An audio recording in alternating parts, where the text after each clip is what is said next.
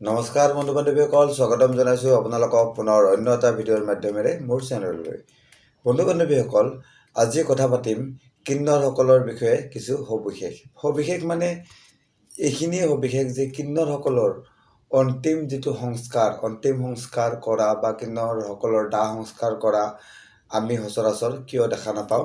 সেই সম্পৰ্কে। ঠিক আছে, এই সম্পৰ্কে কথা পতাৰ আগতে আৰু কিছুমান কথা এইসকলৰ বিষয়ে বা কিন্নৰসকলৰ বিষয়ে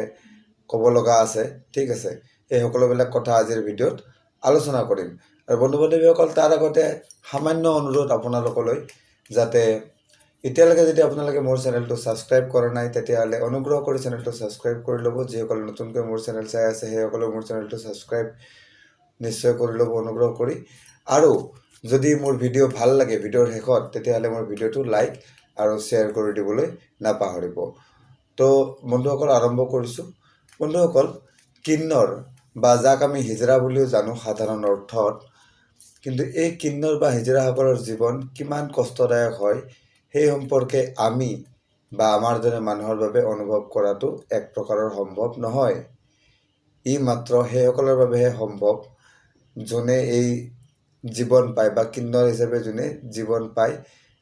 তেখেতসকলৰ কাৰণেহে যি ইয়াৰ বেদনা, সেই বেদনাটো বুজাই দিয়া এক প্ৰকাৰ সম্ভৱ। ঠিক আছে, নহ'লে কোনো প্ৰকাৰে সম্ভৱ নহয়। কাৰণ কিন্নৰৰ জীৱনত কিমান দুখ বাধা বেদনা অতিক্ৰম কৰিব লাগে, অকল সেই কথা কিন্নৰসকলেহে অনুভৱ কৰিব পাৰে বা বুজি পায়। আজিৰ সমাজত য'ত আমাৰ মহিলাই নিজৰ অধিকাৰৰ কাৰণে সংগ্ৰাম কৰিব লগা হৈ আহি আছে এতিয়ালৈকে, তো সেই ক্ষেত্ৰততো কিন্নৰসকলক মানৱ অধিকাৰ, কিন্নৰসকলৰ কি মানৱ অধিকাৰ আছে সেই সম্পৰ্কে প্ৰশ্ন কৰিলে হয়তো বহুতে উত্তৰেই দিব নোৱাৰিব। যিসকলৰ মানৱ অধিকাৰ, আমাৰ যি অধিকাৰ, তেখেতসকলৰ সেই একে অধিকাৰতে তেখেতসকল পাত্ৰ হয়। বাৰু যি নহওক, কিন্নৰসকলক মাত্ৰ আমি এটা ৰূপতে চিনি পালোঁ, বেলেগৰ ঘৰত খুজিবলৈ যোৱা, হাততালি বজাই বা বাছত হাততালি মাৰি মাৰি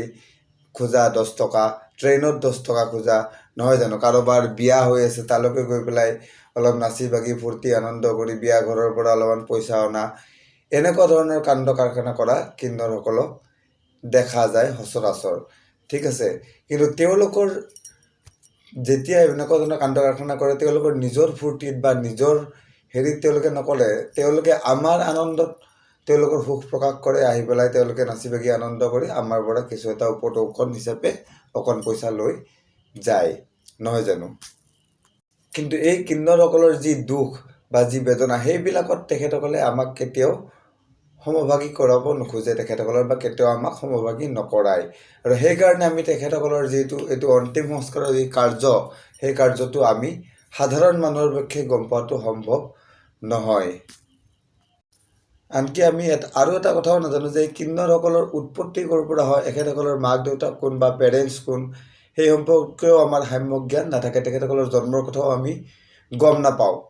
আৰু ঠিক তেনেকৈ তেখেতসকলৰ যেতিয়া মৃত্যু হয়, তেখেতসকলৰ অন্তিম সংস্কাৰ, যেনেকৈ আমাৰ সাধাৰণ মানুহৰ অন্তিম সংস্কাৰ কি কৰা হয়, দিনতে লৈ যোৱা হয়, য'তে লৈ যোৱা নহওক, শ্মশানত লৈ যোৱা হয়, বা ঠিক আছে, বা মুছলিম ধৰ্মাৱলম্বী মানুহ হ'লে কবৰস্থানত লৈ যোৱা হয়, দিনতে লৈ যোৱা হয়। কিন্তু কিন্নৰসকলৰ মৃতদেহ যেতিয়া সৎকাৰ কৰা ব্যৱস্থা, সেই ব্যৱস্থাটো আমি কিয় দেখা নাপাওঁ? যে সাধাৰণ মানুহৰ ব্যৱস্থাটো বাৰু আমি দেখা পাওঁ, কিন্তু কিন্নৰসকলৰ আজিলৈকে আমি কোনোবাই দেখা পাইছোঁ জানো? এইটো এটা নিজকে প্ৰশ্ন কৰি চাব আপোনালোকে।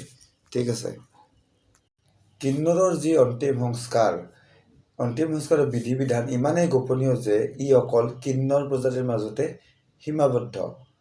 ঠিক আছে, এইখিনিতে এটা কথা মই কৈ থওঁ, ভিডিঅ' চাই উল্টা পুল্টা কমেণ্ট কৰা ব্যক্তিসকললৈ মই এই ভিডিঅ'ৰ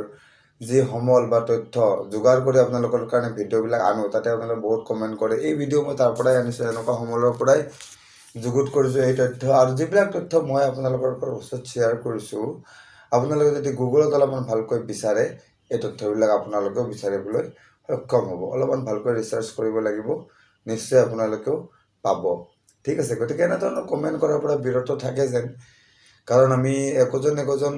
কণ্টেণ্ট ক্ৰিয়েটৰ, এটা কণ্টেণ্ট ক্ৰিয়েট কৰাৰ আগতে বহুত ৰিচাৰ্চ কৰিবলগীয়া হয়, আৰু য'ত আমাৰ বহুত কষ্ট হয়, তাৰপিছত আৰু নানান ধৰণৰ কাম থাকে, তাৰপিছত এটা ভিডিঅ' আপোনালোকৰ কাৰণে প্ৰস্তুত কৰি দিয়া হয়। গতিকে চেনেলটো ছাবস্ক্ৰাইব কৰি ল'ব বন্ধুসকল,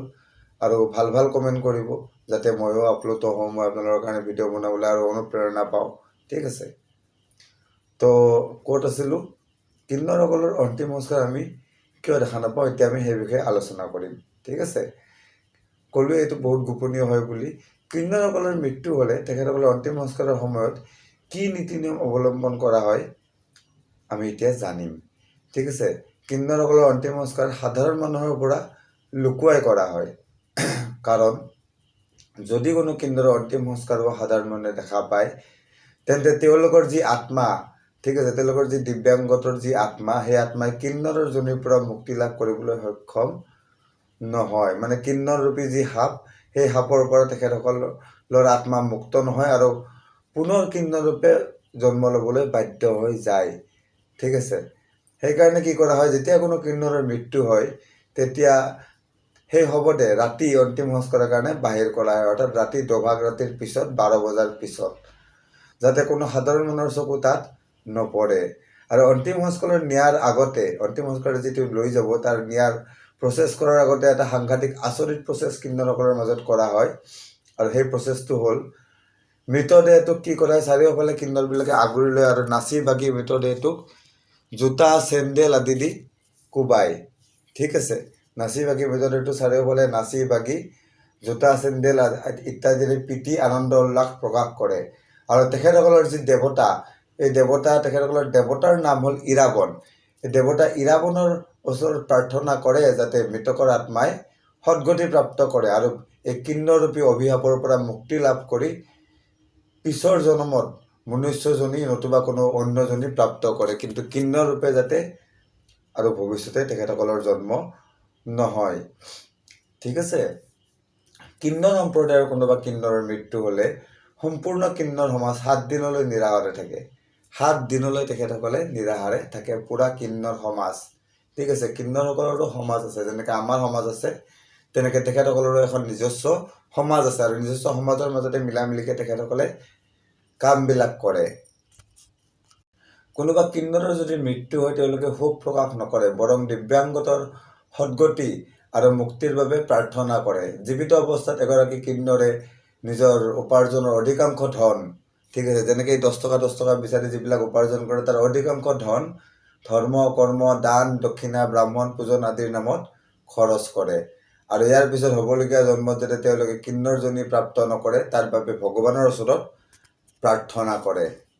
ঠিক আছে আৰু বন্ধুসকল আমাৰ যেনেকৈ হিন্দু ধৰ্মাৱলম্বী মানুহৰ যেনেকৈ মৃতদেহ অগ্নিত সমৰ্পণ কৰা হয় বা অগ্নিত দাহ কৰা হয় ঠিক তেনেকৈ কিন্নৰৰ মৃতদেহ অগ্নি সমৰ্পণ কৰা নহয় বৰঞ্চ ইয়াৰ ভূমিষ্ঠ কৰাৰ নিয়ম আছে ঠিক আছে তো বন্ধু বান্ধৱীসকল আজি ক'লোঁ কিন্নৰ সমাজৰ বিষয়ে কিছু সাম্যক জ্ঞান যিখিনি আপোনালোকৰ কাৰণে হয়তো জানিবলৈ খুব মন আছিল বা আপোনালোকে আগতে ক'তো দেখা নাছিল তেনেকুৱা ধৰণৰ বস্তু ঠিক আছে সেইখিনি মই আপোনালোকৰ কাৰণে লৈ আহিলোঁ যদি ভিডিঅ'টো ভাল লাগিল তেতিয়াহ'লে ভিডিঅ' লাইক আৰু শ্বেয়াৰ কৰিবলৈ নিশ্চয় নাপাহৰিব আৰু চেনেলটো যদি এতিয়ালৈকেও আপোনালোকে ছাবস্ক্ৰাইব কৰা নাই প্লিজ ছাবস্ক্ৰাইব কৰি ল'ব তো আজিলৈকে ইমানেই ধন্যবাদ